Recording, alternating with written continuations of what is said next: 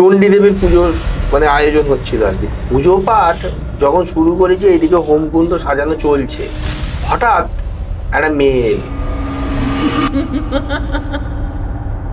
মেয়েটা ঘরটাকে নিয়ে দূর করে ছুঁড়ে ফেলে দিল। এই যে বাড়ির মধ্যে যত উৎপাত হতো, মেয়েটাকে গ্রাস করে মেয়েটার শরীরে ছিল।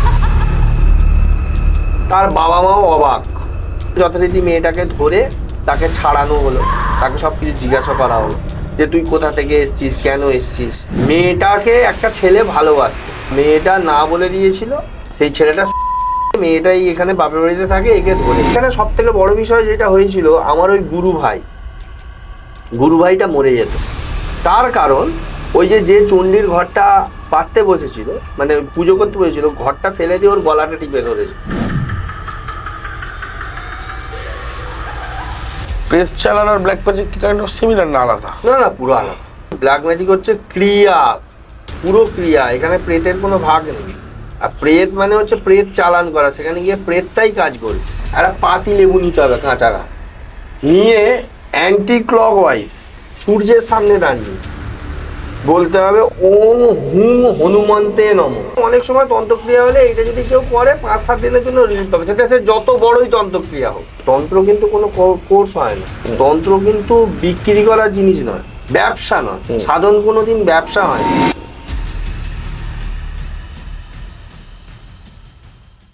Hello everyone, welcome to my channel. আমি ইভান রয়েছি তোমাদের সঙ্গে। কেমন আছো বন্ধুরা? আশা করছি ভালো আছো এবং সকলকে ভালো রেখেছো। আরও একবার তোমাদেরকে ওয়েলকাম জানাই আমার চ্যানেলে।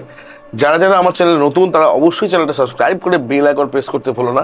যারা পুরনো দর্শকরা রয়েছে, শ্রোতারা রয়েছে, তারা অবশ্যই এই ভিডিওটা প্রচুর প্রচুর শেয়ার করো, কারণ আজ আমাদের সঙ্গে রয়েছে প্রণব শাস্ত্রী, তোমাদের সকলের প্রিয় প্রণবদা, আমার প্রিয় প্রণবদা। এবং আজও এই এপিসোডটা অত্যন্ত স্পেশাল হতে চলেছে, কারণ প্রণবদা আসা মানে প্রণবদার ঝুলিতে থাকে নানান অভিজ্ঞতার কথা, নানান তন্ত্রের গুহ্য ক্রিয়ার কথা, যেগুলো আমি, তুমি, তোমরা শুনে অনেক কিছু জানতে পারি। ইতিমধ্যেই অনেক মানুষ প্রণবদার দ্বারা উপকৃত আমাদের এই চ্যানেল থেকে। যারা প্রণবদার সঙ্গে কোনো তন্ত্রোক্ত বিষয় নিয়ে যোগাযোগ করতে চাও, তার ডিসক্রিপশন বক্সে তার নাম্বারে যোগাযোগ করতে পারো, অথবা আমাকে যে কোনো তন্ত্রোক্ত ক্রিয়ার জন্য সমাধানের জন্য যোগাযোগ করতে পারো 6289858577 এই নম্বরে। আবারও বলছি, স্ক্রিনে দেওয়া নম্বর 6289858577 এই নাম্বারে।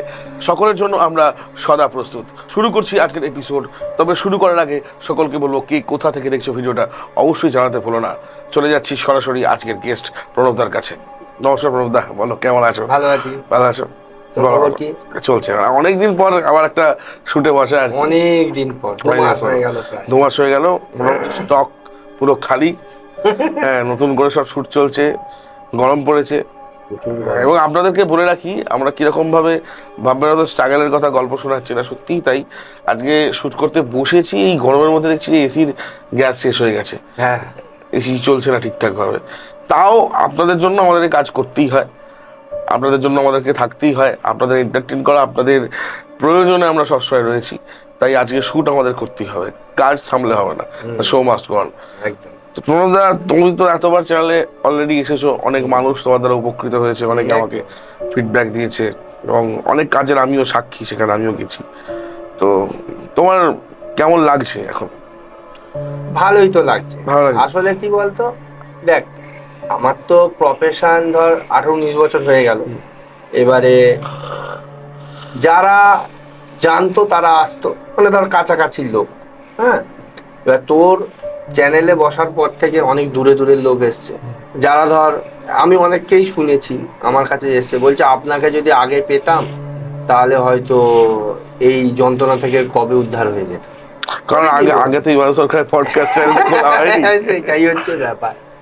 এরকম বহু মানুষ এতে খুশি হই যে যাক, তবু তুই চ্যানেলটা খুলেছিলিস বলে বহু মানুষ উপকৃত হচ্ছে।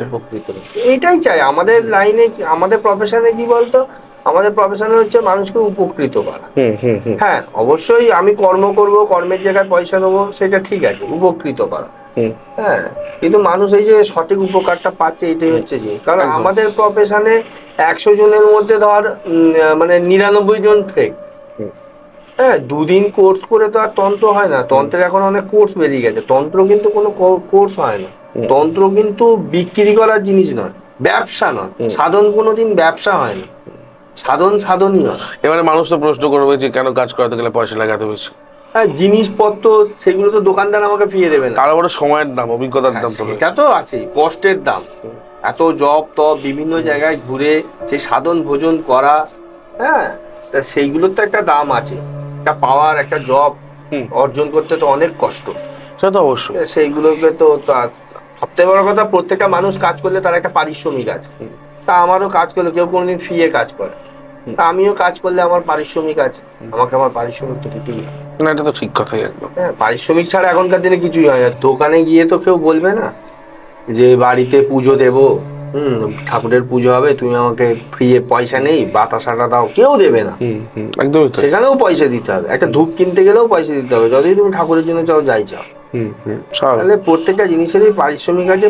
আর সব থেকে বড় কথা, আমি কারো যদি কাজ করি, ঘি, বেল কাঠ বা আরো আনুষঙ্গিক অনেক জড়িবুটি বা অনেক কিছু জিনিস, সাদা চন্দন, অনেক কিছু জিনিস আমি দেখেছি তোমার অনেক কত জড়িবুটি বলতো। হ্যাঁ, তা সেগুলো তো অনেক মূল্য।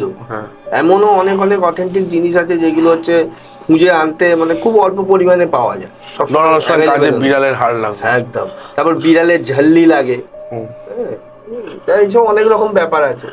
এগুলো তো খুঁজতেই তো মাথা খারাপ হয়েছে। তো প্রণবদা, আজকে এপিসোডটায় বলো, একটা শুরুতে একটা ঘটনা বলো, একটু শুনি। ঘটনা বলতে গেলে তোকে বলি, আমার 2018 সাল কালী পুজোর পরে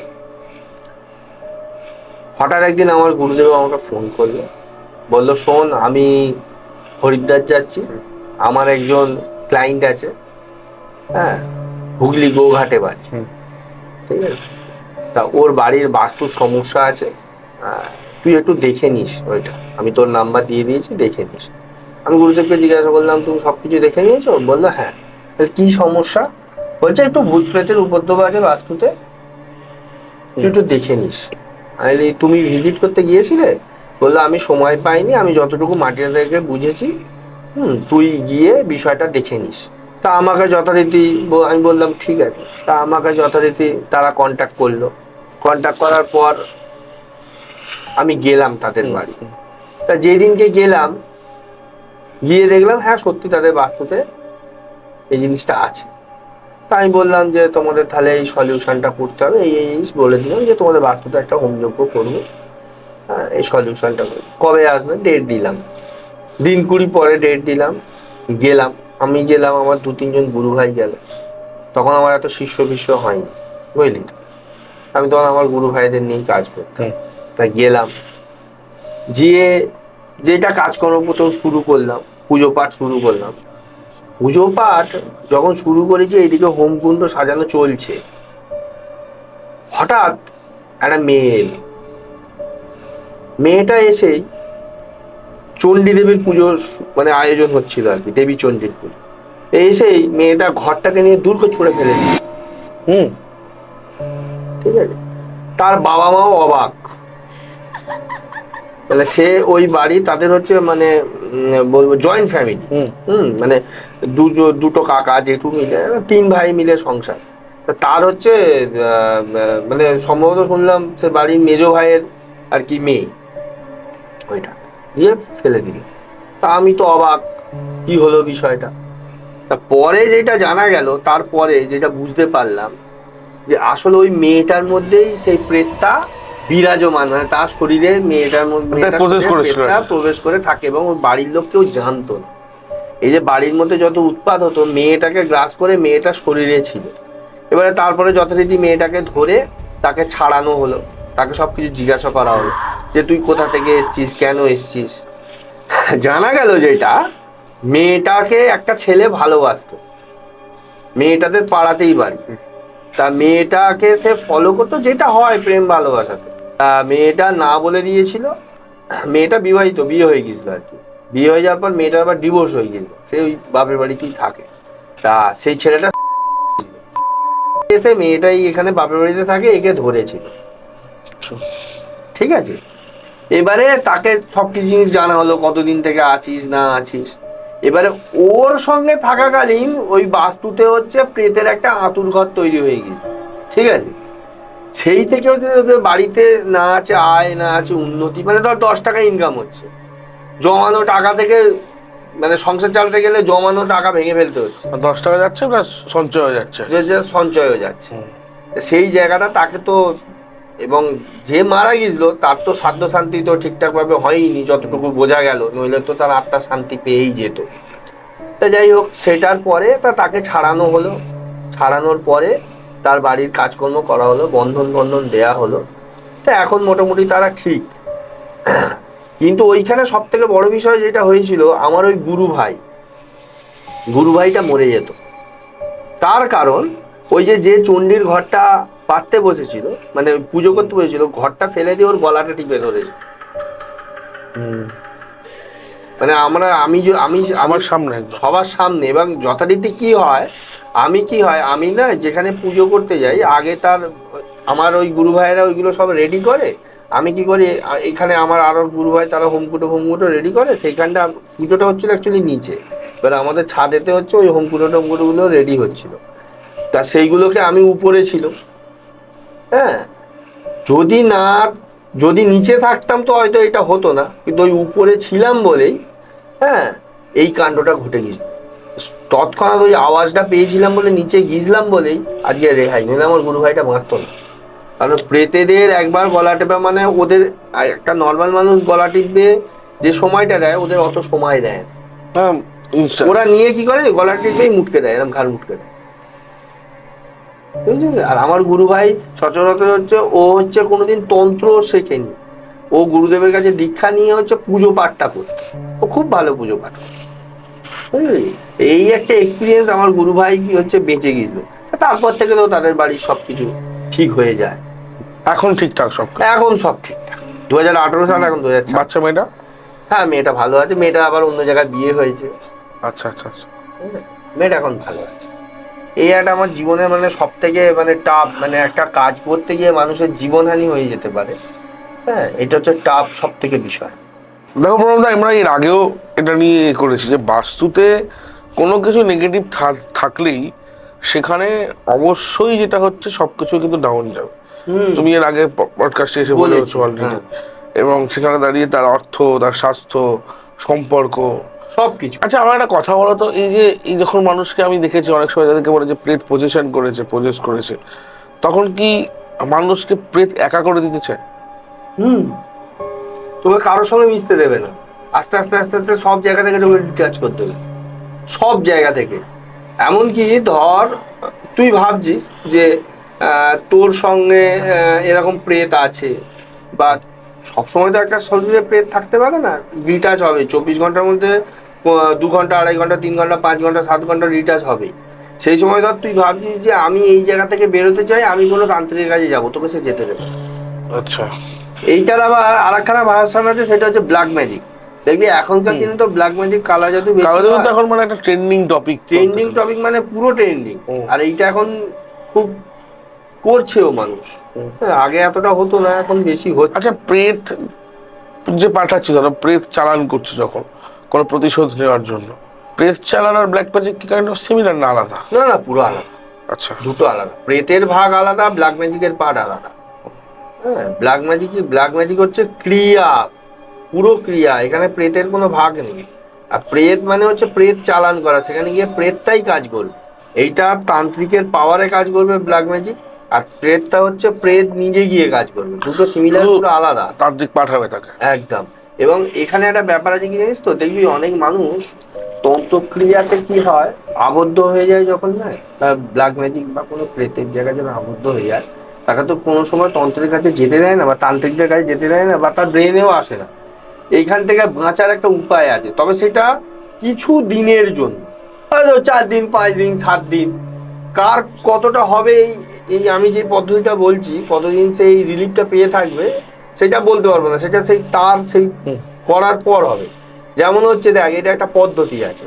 ধর কারোর উপরে ব্ল্যাক ম্যাজিক হয়েছে, সে ধর বুঝতে পারছে ব্ল্যাক ম্যাজিক হলে কিভাবে বোঝে। ধর প্রত্যেকটা মানুষের একটা জীবন চলছে, শুধু ব্ল্যাক ম্যাজিক বলবো না, তন্ত্রক্রিয়া ওই বলবো।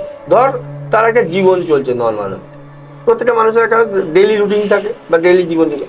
হঠাৎ দেখবি তার জীবনে কোনো পরিবর্তন এসছে। তো হঠাৎ দেখছে যে সে পাশে কাউকে অনুভব করছে, বা হঠাৎ সে বুঝতে পারছে যে তার সঙ্গে এটা হওয়ার নয়, এটা কেন হচ্ছে। তা তখন কি করতে হয়, এর একটা প্রসেস আছে, মানে 5-7 দিন রিলিফ পাওয়ার জন্য। সেই সময় তোমার কোনো তান্ত্রিকের সঙ্গে যোগাযোগ করতে হবে। হ্যাঁ, তন্ত্রটা সে জানে, সেরকম লোকের সঙ্গে যোগাযোগ করতে। কি হয়, একটা পাতি লেবু নিতে হবে কাঁচারা, নিয়ে অ্যান্টি ক্লক ওয়াইজও করলে হবে, অ্যান্টি ক্লক ওয়াইজে বেশি কাজ হয়। এটা অ্যান্টি ক্লক ওয়াইজ, এটা ক্লক ওয়াইজ। হ্যাঁ, তো এই লেবুটা নিয়ে সূর্যের সামনে দাঁড়িয়ে বলতে হবে ওম হুম হনুমন্তে নম, ওম হুম হনুমন্তে নম দিয়ে বলে 7 বার ঘুরোতে হবে। হলো, ঘুরিয়ে হচ্ছে লেবুটাকে নিয়ে কোনো 3 রাস্তার ধার বা হচ্ছে কোনো গঙ্গা বা নদী বা হচ্ছে জলবাহিত, মানে সেখানে হচ্ছে জোয়ার ভাটা খেলে, তা সেরকম জায়গায় হচ্ছে ফেলে দিতে হবে। এতে কি হবে, তার যে এই তন্ত্রক্রিয়া বা তার জীবনটা যে অড হচ্ছিল সেটা নর্মাল লাইফে তার ফিরে আসবে 5-7 দিনের জন্য। এর মধ্যেই তাকে যোগাযোগ করে সেইটা তাকে রিলিফটা নিতে হবে। এইটা বলে দিলাম, অনেক সময় তন্ত্রক্রিয়া হলে এইটা যদি কেউ করে 5-7 দিনের জন্য রিলিফ পাবে, সেটা সে যত বড়ই তন্ত্রক্রিয়া হোক। কারণ অনেক তন্ত্রক্রিয়া আছে বা বেশিরভাগই তন্ত্রক্রিয়া আছে, হনুমানজি সেইটাকে রিলিফ করে দেয় কিছু দিনের জন্য, কিন্তু এবার তোমাকে গিয়ে সেখানে পার্মানেন্ট সলিউশন নিতে হবে। এবার তুমি আমাকে বলো, এই যে রাস্তায় যে বলছো, ধরো কেউ রাস্তায় লেবু ফেলে এলো, ওই লেবু মারালে বিপদ তো। হ্যাঁ, এবারে এই ক্রিয়াটা তোকে বলি। কিছু কিছু সময় কি হয়, অনেক ক্রিয়া হয় তোর কারোর নাম দিয়ে, মানে সেই যদি একমাত্র পা দেয় তাহলে হবে, বাকি জনদের হবে না। আবার কিছু কিছু সময় হয় এই কাজটা কিন্তু খুব কম লোক জানে। আর অনেক সময় কি হয়, ওই ফেলে দিল, ধরো অন্য একজন পা দিয়ে দিল, তার এফেক্ট হয়ে যায়। কারো নাম দিয়ে উৎসর্গ করা এই কাজটা কিন্তু খুব কম হয়, মানে জানে না অনেক। আর নাম দিয়ে উৎসর্গ করে তাকে ডিরেক্ট করা হচ্ছে এটা। একদম, সেই যদি পা দেয় তবে কাজ হবে, অন্যজনের হবে না। আবার অনেক সময় কি হয়, এই নাম জানা প্রসিডিওর কাজটা জানে না, ফেলে দিল, তুই পা দিয়ে দিলি, তোর এফেক্টটা লেগে গেল। স্বাভাবিক, সে তো লাগবেই। এবং অনেক সময় দেখবো শুধু লেবু নয়, এমনও দেখ তন্ত্রের না অনেক বিশেষ বিশেষ ক্রিয়া আছে। কিরকম হয়, তুই ভাবছিস জীবনে যে তুই তো এরকম কোনোদিন কোনো কিছু করিস, তা তোর সঙ্গে হচ্ছে কেন? জল জল জল কি জল, জল তো কেউ বুঝতে পারে না। ধর তুই একটা পিচ রোডে, ধর তোর নাম করে জলটা ছড়িয়ে দিয়েছে, বা এমনি ছড়িয়ে দিয়েছে, তুই টপকে গেছিস, জলকে তো তুই বুঝতে পারবি না, তোর এফেক্টটা লেগে গেল। ক্রিয়ার অনেক রকম ভেরিয়েন্ট আছে। এইবার শুনছি নাকি জলকে ম্যানিফেস্ট করা যায়। একদম, সব করা যায়, জানতে হবে তো, না হলে ম্যানিফেস্ট কেন, কিছুই তুই করতে পারবি। এবং সত্যি কথা বলতে গেলে এই তন্ত্রের বিষয়গুলো এতটা ভার্স। আর অবশ্যই আর একটা জিনিস, সেটা হচ্ছে যে তুমি একটা কথা বলো, যে এই যে ধরো যে ভূত প্রেত আর ধরো এনটিটি, যেমন যেমন পিশাচিনী, এরা তো দুটো আলাদা, তুমি আগেই বলো। তাহলে এদের পাওয়ারটা কোথায় গিয়ে একে অপরের থেকে বেশি বা কম?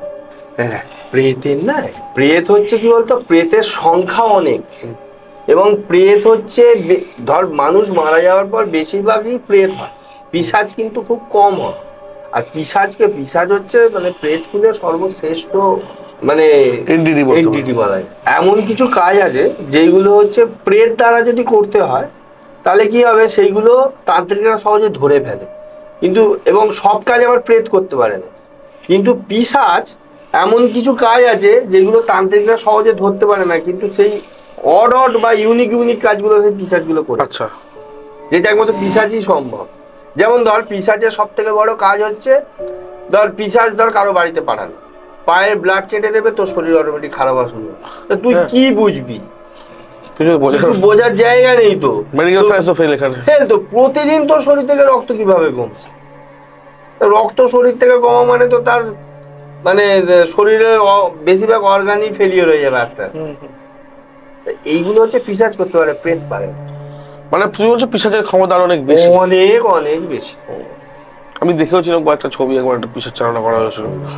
তো যাই হোক, তো বিষয়টা হচ্ছে যে আজকের দিনে দাঁড়িয়ে প্রেত, পিশাচ, তন্ত্র মন্ত্র এসব নিয়ে অনেক তর্ক হলেও এটা ধ্রুব সত্য যে আমাদের প্রাচীন ভারতে, মানে সেই সময় থেকেই আমাদের ভারতবর্ষে তন্ত্রের যে একটা প্রচলন রয়েছে, সেটা অনেকটা আদিম, তাই তো? এবং আমার প্রভুদের কাছে একটা প্রশ্ন থাকবে, যে কেউ, মানে ধরো যে কোনো মানুষ চাইলে কি তন্ত্রবিদ্যা শিখতে পারবে? না, তন্ত্রবিদ্যা সবার দ্বারা হয় না। তন্ত্রবিদ্যার একটা ব্যাপার আছে, তন্ত্র বা আধ্যাত্মিক, এটা কিন্তু এক জন্মের জিনিস নয়। আমি এই ধর আমি আজকে এই জায়গায় বসে আছি, বা আমি আজকে ধর যতটুকু শিখেছি আমার হয়তো আগের জন্মে সেইটা কমপ্লিট করেছিলাম, সেইটা আমি ধর আগের জন্মে আমি শুধু জব করেছি, ধর আমি ক্রিয়ায় সাকসেস ছিলাম না, কিন্তু এই জন্মে ধর আমি ক্রিয়া করছি, মানে একটা ক্রিয়া করার জন্য যতটা পরিমাণ জব করার দরকার আমি ততটা পরিমাণ এই জন্মে করিনি, কিন্তু আমি ক্রিয়াতে এত এক্সপার্ট কেন? কারণ আমি আগের জন্মে সেই জবটা করে নিয়েছি, এখন ক্রিয়াটা করা বাকি। একদম। এবং আমাদের সেম কথা কাটলাম, সেম কথা তিমিরদা বলে আমাকে যে আমি তো এই জন্য গান শিখিনি, আমি তো রিয়াজ সময় করিনি, আমার সব রিয়াজ হয়ে আগে থেকে করা আছে, আমার ওই জন্মে সাধনা হয়ে গেছে করা, এই জন্য আমার পারফর্ম করার সময়, তাই আমি এত বেশি একদম একদম আমাকে এখনো দিয়ে যেতে হবে মানুষকে, একদম যে বছর এইবারে জন্ম আমার দেওয়ার সময়, আমাকে স্টেজ করার সময় আমার হয়ে আছে বাকিটা। হ্যাঁ, তাই এইটাই হচ্ছে সাধন বছর। তারপরে দেখ আমাদের একটা ব্যাপার, আমরা দেখ তন্ত্র যেখানে মহাদেবের সৃষ্টি করা, তো আমরা কি হয় যারা প্রকৃতপক্ষে সাধক বা সাধন করে, সাধন ভোজন করে, সাধক বলবো না, সাধন ভোজন করে যারা, তারা কিন্তু অ্যাকচুয়ালি শিবলোকে চলে যায়, বুঝতে পেরেছি? এবার আমাদের কিন্তু আবার জন্ম হবে কিন্তু এই প্রফেশনের জন্যই জন্ম হবে, আচ্ছা, যদি কর্মটা ভালো করে রাখি। তন্ত্রেরও কর্মের ব্যাপার আছে ভালো খারাপ, যদি করে থাকে তবেই কিন্তু হবে, নইলে কিন্তু হবে না, বুঝতে পেরেছিস? এই হচ্ছে বিষয়। আচ্ছা প্রণবদা, অনেক এন্ট্রির কথা শোনা যায়, যেমন ধরো অনেক শাকচুন্নি, যক্ষ, ব্রহ্মদৈত্য, এরকম অনেক এন্টিটির কথা আমরা আরবান লেজেন্ডের কথা শুনি। ঠিক সেরকম গ্রামেগঞ্জে একটা কথা আছে যে ডাইনি, ডাইনি আর ডাকিনি কি এক? এটা একটা কথা তোকে বলি, ডাকিনী বিদ্যা, ডাকিনী দেবী মায়ের সহচরী, হ্যাঁ, ডাকিনী যোগিনী, কিন্তু ডাইনি বলে কোনো বিষয় নেই, ওর অস্তিত্বই নেই। আচ্ছা, হ্যাঁ, একটা জিনিস হয় সেটা হচ্ছে চুড়েল, হ্যাঁ, চুড়েল বলে তার অস্তিত্ব আছে, চুড়েল সাধন অনেক কিছু আছে, কিন্তু ডাইনি বলে এর কোনো অস্তিত্ব নেই। তাহলে এই যে অনেক সময় অনেক গ্রামে যে দেখা যায়, এটা কি শুধুই নাম কুসংস্কার? নাম কুসংস্কার, যে ডাইনিটা ধরেছে এ একজন ডাইনি, হ্যাঁ, অ্যাকচুয়ালি ডাইনি বলে এর কোনো অস্তিত্ব নেই, চুড়েল হয়। ডাকিনি হয়তো, ডাকিনী তো মায়ের সহচরী, ডাকিনী যোগিনী তো মায়ের, দেখবি শ্মশানকালীর যখন পুজো হয় দেখবি দুপাশে দুজন থাকে, ডাকিনী যোগিনী। হাকিনি তাহলে কি? হাকিনী আবার হচ্ছে, ডাকিনী আর হাকিনী এরা হচ্ছে দুজন, কি বলছি বুঝলি? ডাকিনী বিদ্যা হাকিনী বিদ্যা, হ্যাঁ, এও একটা যোগ শ্রেণীর মধ্যে পড়ে। এদের সাধন পদ্ধতি নিশ্চয়ই খুব কঠিন। হ্যাঁ, ডাকিনী বিদ্যা তো খুবই কঠিন, ডাকিনী বিদ্যা বা হাকিনী বিদ্যা এটা সবাই জানে না। ডাকিনী বিদ্যা বা হাকিনী বিদ্যা নিয়ে আমি রিসার্চ করেছি বা সেইটাকে নিয়ে তত্ত্বাবধানে আছি। দেখ আমিও কোনোদিন ডাকিনী বিদ্যা করিনি, কারণ ডাকিনী বিদ্যা খুব কঠিন। আমার গুরুদেবও বলতো যে ডাকিনী বিদ্যা করিস না বলে, ডাকিনী বিদ্যা কিন্তু খুব টাফ, এবং ডাকিনী বিদ্যা করলে আবার তোর অনেক বিদ্যা হবে না। আচ্ছা, আবার তুই ডাকিনী দিয়ে কিন্তু সবকিছু পাবিও না। আচ্ছা, লিমিটেড কিছু লিমিটেড। আর ডাকিনী বিদ্যা কিন্তু ঘরে থেকে হয় না, শ্মশানে থাকতে হবে। তাহলে এখন কে তোমার শ্মশানে, মানে আমাকে গৃহ ছেড়ে দিতে হবে আর কি। ডাকিনী বিদ্যা কিন্তু ঘরে হয় না। তাহলে তুমি আমার একটা কথা বলো, এই যে তুমি বলছো ডাইনি বলে কিছু হয় না, না, চুড়েল যারা, সেই অ্যাসপেক্টে যদি আসি, এই এন্টিটিটা অ্যাকচুয়ালি কি? দেখ চুড়েলের তোকে যদি বিশেষত বলি, চুড়েল সাধন মানে কিরকম জানিস তো, সেই আগেকার দিনে বা আমরা অনেক টিভিতে দেখেছি, মানে ওইটার একটা আর কি ঝলক মানুষকে দেখিয়েছে, ওই ঝাড়ুর উপরে বসে সেই যেত, হ্যাঁ হ্যাঁ হ্যাঁ হ্যাঁ হ্যাঁ হ্যাঁ, ওইগুলো হচ্ছে অ্যাকচুয়ালি চুড়েল। দেখবি নখগুলো বড় বড় হতো, বুড়ি মতো মহিলা হতো, এইগুলোকেই বলে অ্যাকচুয়ালি কিন্তু চুড়েল। আচ্ছা, চুড়েলের কাজ কি জানিস? চুড়েল সাধন করতে গেলে, চুড়েল হচ্ছে যত নেগেটিভ কর্ম সব পুরোটা চুড়েল করে, যত নেগেটিভ কর্ম, চুড়েলকে দিয়ে কিন্তু কোনো পজিটিভ কর্ম করানো যায় না। আচ্ছা, ধর কাউকে মেরে দেওয়া, ধর কারো ক্ষতি করে দেওয়া, ধর রাস্তা দিয়ে যাচ্ছে চুড়েলকে বলে দিল ওকে ফেলে দে লরির তলায়, বা সিঁড়ি দিয়ে নামছে ঠেলে দে, হাত পা ভেঙে দেওয়া, এগুলো চুড়েলরা করে। এবং চুড়েল সাধন করতে গেলে আমার গুরুদেব করেছিল, আমার গুরুদেব একজন ছিলেন কালরুদ্র ভৈরব বলে, আমার গুরুদেব করেছিল, বলছে চুড়েল সাধন করতে গেলে তুই যাই বন্ধন দিয়ে বসিস, যখন ও আসবে তোকে আঁচড়াবে, এটা চুড়েলের হচ্ছে খাসিয়াত, আঁচড়াবে। বন্ধন বন্ধন কোনো কাজ, কোনো কাজ করবে না। আর বন্ধন করলে, আর সব থেকে বড় কথা, যে কোনো সাধন করতে গেলে বন্ধন করা উচিত নয়, কারণ তুই যদি এই বন্ধনটাতেই থাকিস, দিয়ে বসে যদি জব করিস বা তাকে যদি ডাকিস, সেই বন্ধনের বাইরে সেই মন্ত্রের পাওয়ারটা বেরোবে কি করে? তুই তো বন্ধনের মধ্যে আবদ্ধ। তাহলে নিজেকে খুলে রাখলেই তুই যে তাকে ডাকছিস তবে তো তার কাছে সেটা পৌঁছাবে। তা খুলে রাখলে যদি এসে ক্ষতি করে? ক্ষতি তো করবেই। তার জন্য তো নিজের ঊর্জাটাকে স্ট্রং রাখতে হবে। আচ্ছা। ওই ধর যে কোনো সাধনে সে শুধু ওই তোকে আঁচড়টা দিয়ে ডিস্টার্ব করে তুলে দেওয়ার চেষ্টা করবে, মেরে যে দেবে তা নয়। তুমি যতক্ষণ ওই সাধন ভোজন করছো ততক্ষণ তোমায় কিছু করতে পারবে না। আচ্ছা। হ্যাঁ, এবারে আরো প্রসেস আছে, যখন তোমার কাছে সে সামনে চলে আসবে তখন তোমাকে বন্ধনটা নিজে দিয়ে নিতে হবে সেই মুহূর্তে। সেই প্রসিডিওর গুলো তোমাকে আগিয়ে রাখতে হবে। কিন্তু বন্ধন দিয়ে যদি তুমি কোনো সাধন ভোজন করতে বসো তাহলে কিন্তু তোমার কাছে সেই যারই সাধন করো সে কিন্তু আসবে না। এ দেখবি অনেকে আমি শুনেছি, সেটা তাদের হয়তো ওনার গুরুরা হয়তো জানে না, বা ওনাদের গুরু তার গুরুর কাছ থেকে হয়তো শেখেনি। যে কোনো জব বা যাই করো কোনোদিন বন্ধন দিয়ে করতে নেই। দেখবি অনেককে আমি শুনেছি বা দেখেছি যে শ্মশানে জব করতে বসেছে, বলছে বন্ধন দিয়ে বসে জব কর। তো শ্মশানে গিয়ে জব করতে বসলে কোনো বন্ধনই হয় না। কেন দেবো বন্ধনটা? কেন দেবো বন্ধন? আমি তো সেখানে তাকে জানতে গেছি, তার সম্পর্কে তো অর্জন করতে গেছি, বা কিছু আমি কর্ম করতে গেছি। তাহলে বন্ধন দিয়ে করলে কিভাবে হবে? আসবেই না। নিজেকে এমন ভাবে তুমি তৈরি করো সে তোমার কাছে ঘেঁচতে পারবে না। এইটাই সব থেকে বড় বন্ধন। যদি আমি বন্ধন দিয়েই কর্ম করি তাহলে আমার তো কোনো দাম নেই। তাহলে বন্ধন কোন কোন সময় কাজে লাগে? হ্যাঁ, এবারে বলছি বন্ধন। ধর তুই কোনো কর্ম করতে বসেছিস, কারো ক্রিয়া করতে বসেছিস, তখন বন্ধন কাজে লাগে। কারণ তুমি সেখানে হচ্ছে একটা কাজ করছো। আর জব সাধন করা মানে তুমি সেখানে পাওয়ার নিচ্ছ, আর কর্ম করা মানে তুমি পাওয়ার বার করছো। সেখানে বন্ধন কাজে লাগে। হ্যাঁ, এবার স্পেসিফিক কি বন্ধন? দেহ বন্ধন বা যেটাকে আত্মবন্ধন বলা হয়। আত্মবন্ধন যাকে বলা হয়। কিন্তু তুমি যদি গন্ডি দিয়ে বন্ধন করো তাহলে কি হবে? তুমি যে ক্রিয়াটা দিচ্ছ সেটাই বেরোবে না। তার পাওয়ারটাই যাবে না। হ্যাঁ, সে তো ওই গন্ডির ভেতরেই রয়ে যাবে। এটা হচ্ছে বিষয়। আমাকে যেটা আমার মাঝে মাঝে একটা প্রশ্ন মনে হয় মাঝে মাঝে, যে ধরো এই বাস্তু নিয়ে ধরো এত এপিসোড করছি, তন্ত্র নিয়ে এত এপিসোড করছি, এমন কোনো জিনিস বা এমন কোনো ক্রিয়া কি রয়েছে যেটা একদম খুব তাড়াতাড়ি কারোর বিরুদ্ধে খুব ফলে নিতে পারে? ধরো কেউ আমার কাছে ধরো কোনো খারাপ কাজের জন্য বলতে এলো, তার কোনো প্রতিশোধ নেওয়ার জন্য বলতে এলো, এমন কোনো এলিমেন্ট রয়েছে যেটা ধরো বাস্তুতে দিয়ে দিলে সে বাস্তু নষ্ট হয়ে যাবে? কিছু করতে হবে না। কালো বিড়ালের একটা ছোট হাড় নিয়ে গিয়ে সেখানে পুঁতে দাও, তার বাস্তু শেষ। আস্তে আস্তে গোটা ফ্যামিলি শেষ হয়ে যাবে। খুব তাড়াতাড়ি এটা এফেক্ট করে।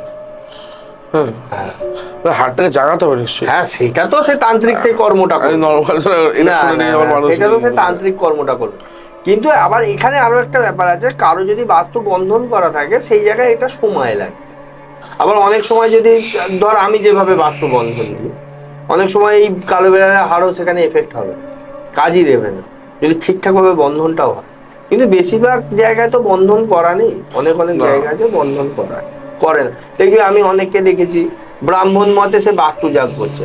একটা ব্রাহ্মণ মতে বাস্তু জাগ করলে যে পয়সা খরচা সেই পয়সা যদি সে বাস্তু বন্ধন করে তার অনেক এফেক্ট সে পাবে। সে তো পুরো সেফটি হয়ে গেল। কিন্তু বাস্তু জাগ করলে তার এফেক্টটা 6 মাস থাকবে, কিন্তু বাস্তু বন্ধন করলে সেইটা তার 50 বছর থাকবে। এই কালো জাদু ব্যাপারটা যেটা বাস্তুতে হয়, কালো জাদু ব্যাপারটা অ্যাকচুয়ালি কি? মানে তুমি তো এর আগে বললে, আমি ধরো তন্ত্রে আমাদের শর্ট কর্মের উল্লেখ আছে, কালো জাদুর প্রসেসটা কি, মানে কিভাবে করে? Black magic actually black magic করে হচ্ছে পুতুল। পুতুলটাই কিন্তু অ্যাকচুয়ালি ব্ল্যাক ম্যাজিক। তুমি ভুডু পুতুল একবার এনেছিলে, একটা এপিসোডে আমাদের দেখানো হয়েছিল। একদম ওই ভুডু পুতুলটা দিয়ে ওইটা তো দেখ, ব্ল্যাক ম্যাজিক করার অনেক রকম পুতুল হয়। আটা দিয়ে পুতুল বানানো যায়। হ্যাঁ, করাও হয়েছিল কোনো একটা ক্রিয়া দেখেছিলাম। হ্যাঁ, আটা দিয়ে পুতুল বানানো যায়। হ্যাঁ, আমি যে ভুডু পুতুলের জন্য ভুডু পুতুল দেবে, এইগুলোই হচ্ছে অ্যাকচুয়ালি কিন্তু ব্ল্যাক ম্যাজিক। বুঝতে পেরেছিস? ব্ল্যাক ম্যাজিক মানে হচ্ছে তাকে ছুঁচ ফোটানো, তাকে শরীরে যন্ত্রণা দেওয়া, তার সব কর্মবন্ধন করে দেওয়া, আয় উন্নতিতে বাধা ফেলা, অর্থ নষ্ট করে দেওয়া, মানসিক জায়গা ডিস্টার্ব করে দেওয়া। এগুলো হচ্ছে ব্ল্যাক ম্যাজিকে হয়, চটজলদি কাজ হয়। আগেকার দিনে কি হতো দেখবি, ওই সর্ষে নিয়ে বা নুন নিয়ে রাস্তায় ছড়িয়ে দিত, বা কারো মাথায় লাগিয়ে দিত, জল লাগিয়ে দিত, তবে তার এফেক্ট বা কাজ হওয়া শুরু হবে। এখন কাজের প্রসিডিওর চেঞ্জ হয়ে গেছে। সর্ষে কি সবসময় কাজ করে? হ্যাঁ, কারণ সর্ষের মধ্যেই ভূত কেন বলে? না, সর্ষের মধ্যে ভূত সেটা হচ্ছে ওই পিলা সর্ষে, মানে হলুদ সর্ষে, যাকে সাদা সর্ষে আমরা চলতে হ্যাঁ, পারি। হ্যাঁ। ওইটা হচ্ছে ওই সাদা সর্ষে হচ্ছে অ্যাকচুয়ালি ভূত তাড়ানোর কাজে লাগে বলে ওই জন্য বলে সর্ষের মধ্যে ভূত, কিন্তু কালো সর্ষে হচ্ছে সব থেকে বেশি তন্ত্রের এফেক্টিভ। সাদা সর্ষে কিন্তু শুধু ভূত তাড়াতেই কাজে লাগে বা প্রেত প্রয়োগে কাজে আচ্ছা, লাগে, হ্যাঁ। কিন্তু কালো সর্ষে হচ্ছে সব প্রয়োগে কাজে লাগে। বশীকরণ থেকে শুরু করে, উচ্চাটন থেকে শুরু করে, স্তম্ভন থেকে শুরু করে সব কিছুতে। বশীকরণ বলতে মনে পড়লো, 5 মিনিটে বশীকরণ সম্ভব? না, কোনোদিন হবে না। তন্ত্রের যদি সব থেকে টাফ কাজ হয়ে থাকে বা টাফ কর্ম হয়ে থাকে সেটা হচ্ছে বশীকরণ, মারণের থেকেও কঠিন। এরকম তো মানে খুব সহজ। না, বশীকরণ নামটা কিন্তু বশীকরণ নয়, কিন্তু তন্ত্রে হচ্ছে বশীকরণের অরিজিনাল নাম হচ্ছে আকর্ষণ। আর এই আকর্ষণ কিন্তু সবার জন্য হয়নি, সবার দ্বারা হবে না, আবার বশীকরণ সবাইকে লাগবেও না। বশীকরণ এই যে সবাই বলে বশীকরণ, তো বশীকরণ হয় না সবাই, জন্ম ছকও এখানে ভ্যারি করে। থাকতে হবে বশীকরণটা সাথে। একদম। এই কথাটাই কেউ বলে না, এটা আমি আমার একটা জানার বলবে অভাব না ছিল। তো, তাহলে ব্যবসা হবে কি করে? বশীকরণ সবার দ্বারা হয় না, আর সবার জন্য বশীকরণ হয় না। আর বশীকরণ কেন হতে চায় না লোকের জানিস তো? দেখবি বশীকরণ করতে গেলে, ধর তুই আমার কাছে একটা মেয়েকে ভালোবাসিস, ধর মেয়েটার সঙ্গে তোর সম্পর্ক ছিল, মেয়েটা ছেড়ে চলে গেছে, তাকে ফিরিয়ে আনার জন্য তুই আমার কাছে আসছিস। লোক এখন কি বলে বশীকরণ। বশীকরণটা তান্ত্রিকদের কেন হতে চায় না জানিস, বা কর্ম করলে হতে চায় না? বশীকরণ করতে গেলে, যখন বশীকরণটা করব, প্রথম হচ্ছে যে ছেলেটা বশীকরণটা করে মেয়েটাকে আনতে যাচ্ছে তাকে কিছু নিয়ম বা সিমটম বলে দেওয়া হয় যে এইগুলো তুমি করো। কি করতে বলা হয়? যেমন হচ্ছে তাকে বলা হয় যে তুমি কোনোদিন, যখন আমি এই কাজটা করব, তুমি তোমার মাইন্ডে এনো না যে ও কেন চলে গেল, বা ও অন্য ছেলের সঙ্গে কেন মিশছে, বা আমারটা হবে কি না। এই নেগেটিভ অরা তুমি যখনই চিন্তা ভাবনা করে ফেললে, মানে ধর কাজটা করার পর, তোমার কিন্তু আর বশীকরণটা হবে না। সে যত বড় তান্ত্রিক হোক, যত চেষ্টাই করুক, এটা হচ্ছে ট্রু ফ্যাক্ট, সত্যি কথা বলবো। তুই তোর মাইন্ডে যদি একবার নেগেটিভ ঢুকে যায়, ওই কাজ কাটতে থাকবে। হ্যাঁ, হ্যাঁ, সেই কাজ আর তুই দাঁড় করাতে পারবি ক্লায়েন্টের একদম। আর এই জন্যই এই কাজের পেছনে সব বেশিরভাগ লোক প্রতারিত হয়, কিন্তু দোষটা আগে গিয়ে পড়ে তান্ত্রিকের ঘাড়ে, যে তোমার কাজ হয়নি, তুমি ঠিকঠাক করতে পারো। কিন্তু আলটিমেটলি তান্ত্রিকটার কোনো দোষই নেই, জানিস তো। সে আসলে তাকে প্রথমেই বলে দেওয়া হয় যে তুমি নেগেটিভ চিন্তা করো না, তাহলে কিন্তু কাজটা কাটবে। তার ফলে কাজটা কাটে এবং দোষটা ঘাড়ে চাপে হচ্ছে তান্ত্রিক। যত দোষ দ্বন্দ্ব কর। যত দোষ না, কিন্তু দেখো সত্যি কথা বলতে গেলে এখানে তুমি যখন বলছো ঠিক সেরকম মানে খল তান্ত্রিকের অভাব নেই। প্রচুর খল তান্ত্রিক আছে। তাহলে লিখে 5 মিনিটে বশীকরণ কেউ লিখবে? লিখবে? কোনোদিন 5 মিনিটে বশীকরণ হয় না। 5 মিনিট কেন, 5 দিনেও হয় না। মিনিমাম একটা বশীকরণ করতে গেলে মিনিমাম 60 ডেজ থেকে 70 ডেজ সময় লাগে। একদম। কারণ কাজটা করবে, সেই কাজটা বেরোবে, সময় লাগে। আজকে বললে কালকে বশীকরণ হয় না। দেখ, মেয়েটারও একটা অরা আছে, ছেলেটারও একটা অরা আছে। সবসময় সবার অরা যে পজিটিভ থাকবে, গিয়ে কাজটা লাগবে, তা তো নয়। হ্যাঁ, আবার বশীকরণ হয় না যে ভুল হয়, সেটা কোথায় যদি প্রেত দিয়ে কেউ করায়, কিন্তু সেটা আবার তার ক্ষয়ক্ষতি হয়ে যায়। অ্যাকচুয়ালি প্রেত দিয়ে করানোটা উচিত নয়, সে তো 24 ঘন্টা এনে দেয়া যায়, কিন্তু করাটা উচিত নয়, কোনো তান্ত্রিকেরও করা উচিত নয়। আর কারণ সে যাকে বশীকরণ করে আনবে সে তো তার ভালোবাসার মানুষ, তা তাকে যদি প্রেত দিয়ে করায়, প্রেতটা তো তার ক্ষয়ক্ষতিই করবে। তাই আমার মনে হয় না এটা করা উচিত। আর যদিও কেউ আবেগে পড়ে হ্যাঁ এনে দাও, মানুষ তখন আবেগে থাকে, হ্যাঁ এনে দাও, কোনো ব্যাপার নয়, সেই তান্ত্রিকেরও মানে সে যদি সৎ মাইন্ডেড বা প্রকৃত তন্ত্রটা জানে, তাহলে সে কিন্তু করারও তার উচিত। আমি তো করি না। সেটা তো আমি তো এটা শুনেই চাই। তুমি যদি এই প্রসিডিওরে আগাও যে হ্যাঁ আমি সময় নিয়ে কাজটা করব, বা আমার হাতে 70 দিন 75 দিন বা 80 দিন আমার সময় লাগুক, আমার অসুবিধা নেই, তাহলে তুমি বশীকরণের দিকে হাঁটো, বা আমি নেগেটিভ চিন্তা করব না, তাহলে তুমি হাঁটো। নইলে ফালতু করিয়ে পয়সা নষ্ট করিয়ে লাভ। কারণ তান্ত্রিকটা কাজটা করবে, আলটিমেটলি কাজটা হবে না, তুমি তান্ত্রিকের সঙ্গে ক্যাচাল করবে, আলটিমেটলি তান্ত্রিকের দোষটাই নেই। আচ্ছা, আজকে ঘুরে ফিরে অনেক জায়গায় আমার খালি বাস্তুর কথা মাথায় আসছে। বাস্তুতে গিয়ে ভিজিট করা তুমি একটা বললে, আর একটা বলছো যে বাস্তুর মাটি দেখি। বাস্তুর মাটিতে কি দেখতে পাবো? হ্যাঁ, বাস্তুর মাটিতে এবার তুমি বাস্তুর না, দেখবি প্রত্যেকটা মাটি একটা গন্ধ আছে। হ্যাঁ। প্রেত থাকলে 5টে গন্ধ ছাড়বে, তুই যখন মাটিটা যখন নর্মাল তুলবি তুই কিছু বুঝতে পারবি না, কিন্তু তুই আমার কাছে নিয়ে আসবি, আমি মন্ত্রটা পড়ে দেবো, তুই শুনবি, পুরো আঁশটা গন্ধ বেরোবে। এরকম বাস্তুতে তার বিভিন্ন রকম সমস্যা থাকলে বিভিন্ন রকম গন্ধ হয়ে যাবে মাটি। এবারে লোকে বলতে পারে তুমি হাতে হয়তো পেঁয়াজ ঘষে রেখেছো, তুমি মাটিটা দিয়েছো তাই গন্ধ ছাড়বে, তোমার হাতেই মাটিটা থাকবে, আমি পড়ে দেবো, তুমি নিজেই টানবে। ভালো গন্ধ ছাড়লে? ভালো গন্ধ ছাড়লে তোমার বাস্তু পজিটিভ। অনেক সময় ওই মাটিটা থেকে দেখবি ফুলের ফ্লেভার গন্ধ ছাড়বে, তারপর তোমার বাস্তু হচ্ছে পবিত্র, তার কোনো অসুবিধা নেই, মানে দেবতারা বিরাজমান করে সুগন্ধ ছাড়লে। সুগন্ধ ছাড়বে। আর বাস্তুতে ভিজিট করতে গিয়ে কি কি দেখো? মানে মানে ওই সবার ওই চিরাচরিত ডায়লগ, নর্থ ইস্টে বাথরুম এই সেই হ্যান ত্যান এগুলো বাদ দিয়ে বলছি। অ্যাকচুয়ালি দেখ, এই যে কি এখন আবার কি সব এরকম মেশিন বেরিয়েছে, হ্যাঁ হ্যাঁ, ঠিক আছে। অ্যাকচুয়ালি দেখ, বাস্তু দেখতে গেলে প্রথম কি জানিস তো, প্রকৃত যদি তান্ত্রিক, অ্যাকচুয়ালি বাস্তু ভিজিট করে হচ্ছে তান্ত্রিকরা, কোনো অ্যাস্ট্রোলজার বা জ্যোতিষীরা নয়। একদম পরিষ্কার তোকে বলে দিচ্ছি। তুই এখনকার দিনে সব থেকে বড় জিনিস হচ্ছে, আমি কি করি সেটা বলছি পরে, এইটাকে আমি তোকে বলে নিই। এখনকার দিনে কি হয়, ধর তুই একটা জায়গা কিনলি, তুই যে জায়গাটা কিনেছিস বাস্তু মতে তুই সেম জায়গা পাবি? এটা আগে আমাকে প্রথম বল। না পাবি না, এটা প্রথম। তুই সেম যখন জায়গাটা পেলি না বাস্তু মতে, তা তুই সেম ভাবে বাস্তু মতে বাড়িটাও করতে পারবি? না, কথা কি নয় হবে? তাহলে তোর তো তোর তো বাস্তু সমস্যা থাকবেই, তুই যাই করে। আমার বাড়িতেই নর্থ ইস্টে 3টে বাথরুম, তাহলে কি হয়েছে? কি হবে? তো তোর বাড়িতে ডেভেলপমেন্ট হয়নি? তাহলে আমি সেটাই তো বলছি, কি হয়েছে? আমি কিছু করতে পারিনি না? আমি খেতে পাচ্ছি না? তাহলে আমি আমার বাড়িতে এবং আমি এবং আমার ভাইয়ের সেবা একজন ইউটিউবার গৌরব, ওর বাড়িতে নর্থ ইস্টে বাথরুম আছে, তাহলে সে কি সাকসেসফুল হয়নি? আমি এইটা বুঝতে পারি না। আমি আমাকে যতজনকে জিজ্ঞাসা করি যারা বাস্তু নিয়ে কথা বলেছে, নর্থ ইস্টে বাথরুম থাকলে ভেঙে ফেলতে হবে। কেন আমার বাড়ি কেন ভাঙবো? কেন ভাঙবো? কেন ভাঙবো? অ্যাকচুয়ালি দেখ, অ্যাকচুয়ালি হচ্ছে সব থেকে বড় জিনিস কি জানিস তো, তারা কেন ভাঙতে বলে, তার কারণ তারা এটা সলিউশন জানে না। অ্যাকচুয়ালি বাস্তুর যেটা করা উচিত, প্রত্যেকটা মানুষের বাস্তু বন্ধন করা উচিত। বাস্তুতে ধর আমি ধরে নিচ্ছি ঈশান কোণে কারো বাথরুম পায়খানা আছে, বা ঈশান কোণ দিয়ে যদি চলাফেরা করা হয় তাহলে কি হয়, ঈশান কোণ মানে দেবতার বাস, সেখানে ঈশান কোণ দিয়ে যদি চলাফেরা করা হয় সেখানে যদি দেবতারা যাতায়াত করে, বলে তুমি তাকে মারিয়ে যাও, এটা কথাটা বলে। বা ঈশান কোণে বাথরুম থাকলে বলে সেখানে ঈশ্বরের বাস, তোমার বাথরুম আছে তাই তোমার। যদি তোমার বাস্তুটা বন্ধন থাকে, তাহলে তোমার যদি বন্ধন থাকে মানে সেখানে তোমার কোনো নেগেটিভিটি ঢুকবে না।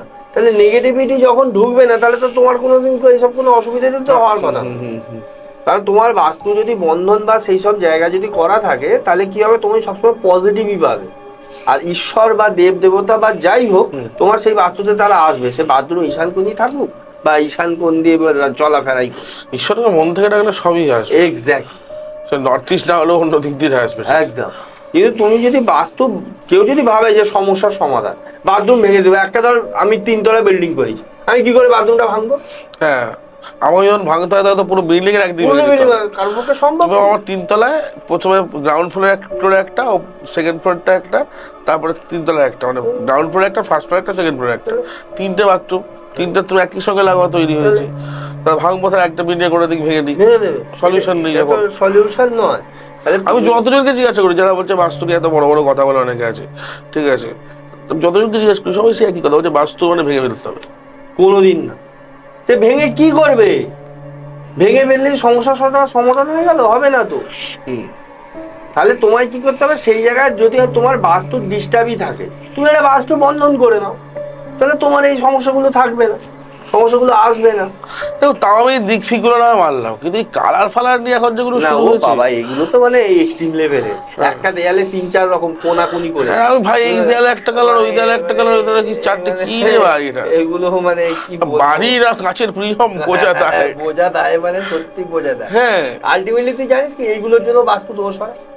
হ্যাঁ হয় তো, কালারের জন্য হয়তো। তোকে বলে দিলে একটা দেয়ালে কোনোদিন 4 রকম দিলে তোর চোখটা কি মনে হবে আর তোর মাইন্ডটা কি মনে হবে?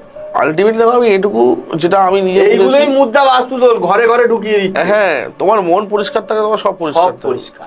তুমি যত কুচুটো ভাববে তখনই তোমার ঘরে যেটা মেন হওয়া উচিত, তোমার বাড়ির ঘরে যে গৃহ দেবতা আছে তাকে তুমি পরিষ্কার পরিচ্ছন্নভাবে রাখো, পরিষ্কার পরিচ্ছন্নভাবে মন থেকে পুজো করো, তোমার সব ওকে। আর পারলে বাড়ির বাস্তুটা বন্ধন করো। বাড়ির বাস্তুটা বন্ধন করার মেন কারণ এখনকার দিনে বেশিরভাগ লোকই এই তন্ত্রমন্ত্র করে তোমার ক্ষতি করে দেওয়ার চেষ্টা করতে পারে। তুমি আগে কি বলেছো সেই আগের উপরেই করে দিতে পারে, তার জন্য তুমি বন্ধনটা করে নাও, দ্যাটস অলওয়েজ গুড। তার জন্য তোমার কোথাও কিছু ভাঙারও দরকার নেই, আর কোথাও বিভিন্ন রকম কালার করানোর দরকার নেই। দেখবি অনেকে বলে বাস্তুশাস্ত্র মতে বাড়ির বাইরের কালারটা এটা করলে তোমার উন্নতি হবে। হ্যাঁ, তা আমার বাড়ির বাইরে আজ 25 বছর কালারই করি, তাহলে আমার কিছু হয়নি? তুই তো নিজে দেখেছিস। হ্যাঁ, আমার বাড়িও তাকে প্লাস্টার করা হয়েছিল। রিসেন্ট আমার কালার করেছে লাল। তাহলে আমাদের লাল বাড়ি, কিছু উপায় নেই। তাতে আমার কালার অনুযায়ী আমার তোমার সব থেকে বিলা হয়ে যাওয়ার কথা সবকিছু, যেহেতু মার্কস কি ইন্ডিকেট করছে। আমি এইগুলোর জন্যই না অনেক সময় মানুষের মধ্যে দ্বিমত তৈরি হয়। দ্বিমত মানে মানুষকে বিভ্রান্ত করে। মানুষ এখন বুঝতে পারছে না যে কোথায় যাব। আমাকে ফোন করে যখন অনেক আমাকে বলে বুঝতে পারছি না, অনেক জায়গায় কথা বলেছি, কোথায় যাব কি করব কিছু মাথায় ঢুকছে না।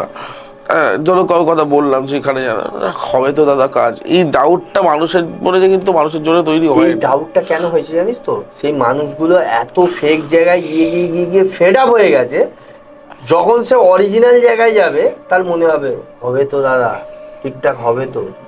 মানুষ কিন্তু অরিজিনাল জায়গায় গিয়েই কিন্তু মানুষের এই রিয়েলাইজেশনটা হয়।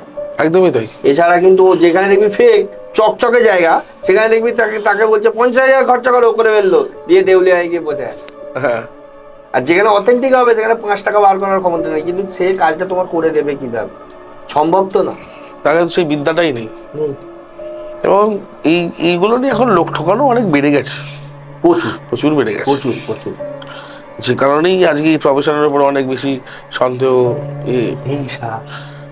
দেখো হিংসা তো আমাদের তান্ত্রিকদের মধ্যে তো বিরাট। তোমাকে আমি দেখিনি এই জিনিসটা কখনো করতে, পার্সোনালি বলছি, অন ক্যামেরাই বলছি তোমাকে এটা। বাট এক তান্ত্রিকের কাছে আরেক তান্ত্রিকের কথা বললে যেন মনে হয় যেন গ্যাং ওয়ার চলছে ওটার মধ্যে। এটা আমি দেখি অ্যাকচুয়ালি কি জানিস তো, একটা সেই প্রকৃত তান্ত্রিক হয় যে একজন অপরজনের অন্য তান্ত্রিকের নিন্দা না করে। ও ভালো, আমিও ভালো, ও ওর জায়গায় ঠিক আছে, আমি আমার জায়গায় ঠিক আছে। হ্যাঁ ঠিক আছে। আমি তো এটা দেখে বিরাট অবাক হয়ে তান্ত্রিকের কাছে তান্ত্রিক কথা বলা মানে ও কিছু জানে নাকি? কে জানে? তুমি জানো?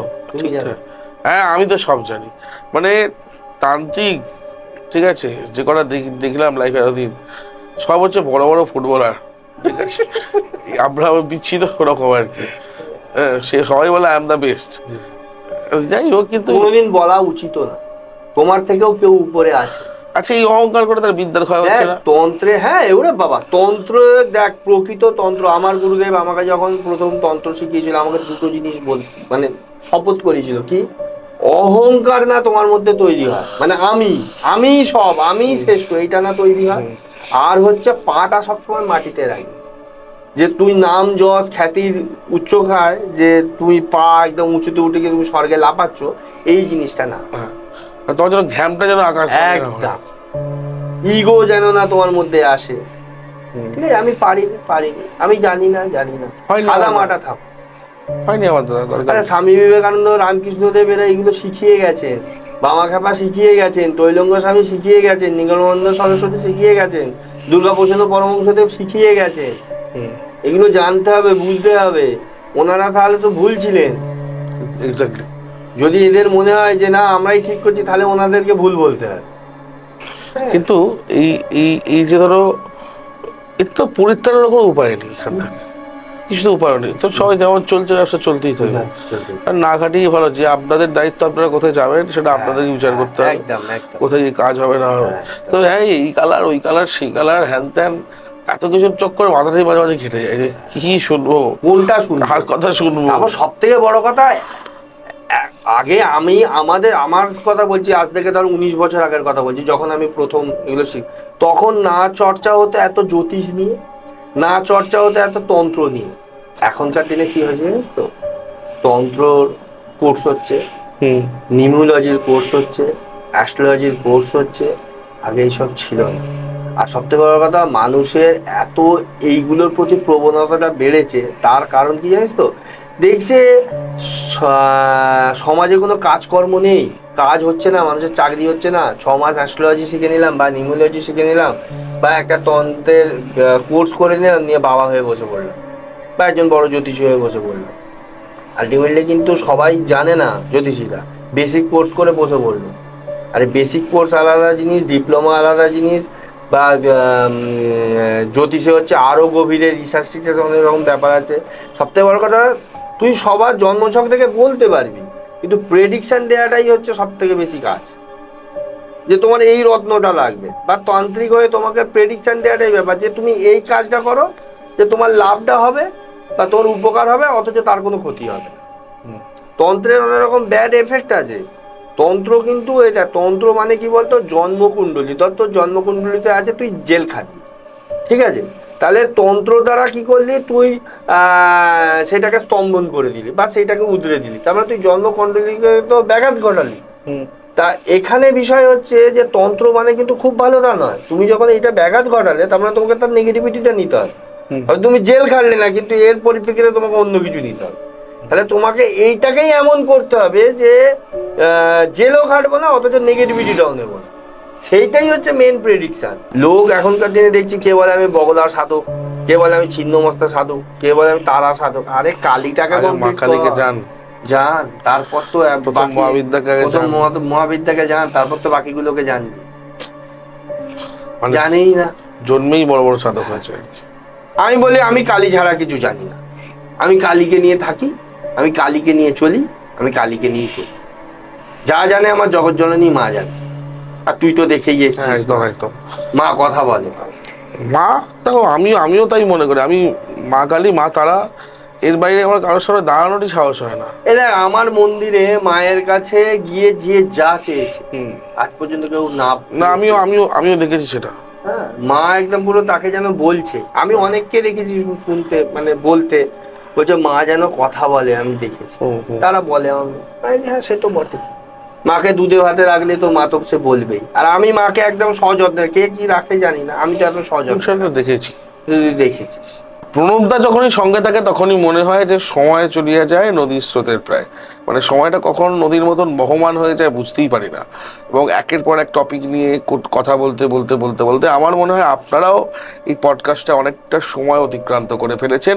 এবং কে কোথা থেকে পডকাস্টটা দেখছেন অবশ্যই জানান। কেমন লাগলো আজকের এই এপিসোড সেটাও জানাতে ভুলবেন না।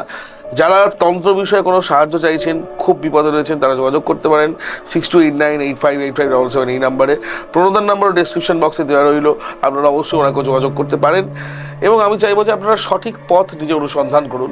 মাকে ডাকুন। এই যে বললাম না লাস্টে, যে দাদা একটা কথা বললো যে আমি মাকে নিয়ে থাকি, মাকে নিয়েই বাঁচি, মাকে নিয়েই ঘুরি।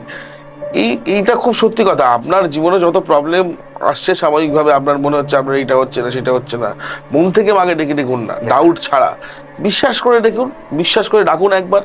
কি হয় সেটা আপনি নিজেই বুঝতে পারবেন। আমি আমার জীবনের ঘটনা বলি একটা ছোট্ট। 2024 সালে আমার প্রায় সর্বশান্ত হয়ে গিয়েছিলাম। আমার সব কিছু চলে গিয়েছিল। আমি কিন্তু আমার এই চ্যানেলটাই কিন্তু আমার একমাত্র চ্যানেল নয়। আমার আরও একটি ইউটিউব চ্যানেল রয়েছে, আমি সেটা ব্যক্তিগতভাবে এখন এখানে নাম প্রকাশ করছি না। সেটা একটি অডিও স্টোরি চ্যানেল এবং সেটা খুব সাকসেসফুল একটা চ্যানেল। তো সেই সময় সমস্ত কিছু বন্ধ হয়ে যায়। সেই সময় প্রায় আমি দিশেহারা হয়ে পড়ি, আমি কী করবো, আমি কী করতে পারবো না করতে পারবো আমি জানি না। তো আফটার দ্যাট আমি তো পেরেছি, মা ছিল বলেই পেরেছি, মাকে ডেকেছি বলেই পেরেছি। আপনিও মাকে ডাকুন, দেখবেন সব ভালো হবে। দেখা হবে নতুন কোনো এপিসোডে। ততক্ষণ পর্যন্ত সকলে ভালো থাকুন, সকলকে ভালো রাখুন এবং অবশ্যই চ্যানেলটা সাবস্ক্রাইব করে বেল আইকন প্রেস করতে ভুলবেন না।